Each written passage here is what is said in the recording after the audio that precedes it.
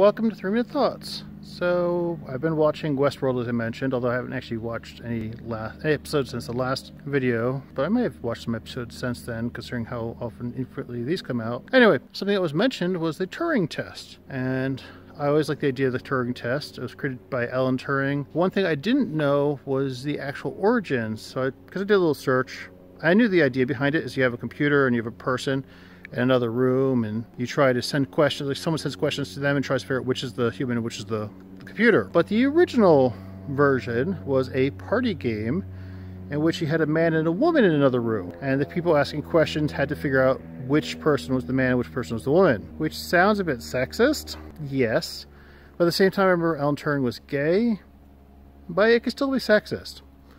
It just feels degrading, but I wonder if thinking that it feels that way is sexist as well, because they sound anyway. But that was your version, and it made me think of, I remember growing up there was a computer program called, I don't remember what it was called. Alexis? No, that's the phone app. But it's a very simple computer program that you would ask it questions, or you'd talk to it and it would ask you questions back, and the whole idea was a Turing test, in that it would pretend, because the whole idea is not to answer questions, it's to make you think that the computer is a human. So you'd have to throw in like little misspellings, you have to throw in pauses, you have to throw in just little bits that, so you can't tell the difference. So you need those imperfections. And then this simple computer program, all it did is basically either ask you a question repeating what you said, like a snippet of what you said, or it would just ask you a new question just that seemed to fit what you're saying. I feel nowadays computer programs definitely, you feel that random bots,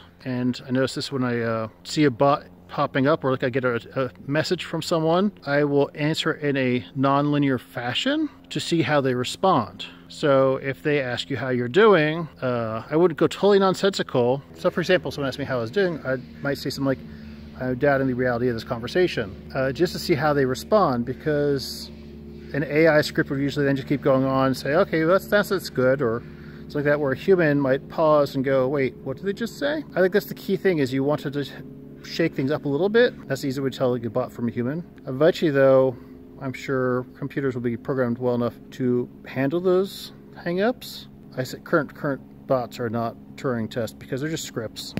They just follow a simple line of code, but they're designed off of what they expect your response to be, and that's what they give their response to. So maybe as a human you failed at the Turing test? Well, those are my thoughts, and that's a little brief little history of the Turing test. It doesn't really quite fit with what's going on with Westworld, because the people are supposed to be in another room. Anyway, I'm curious where it's going to go in that show. What are your thoughts? Thanks.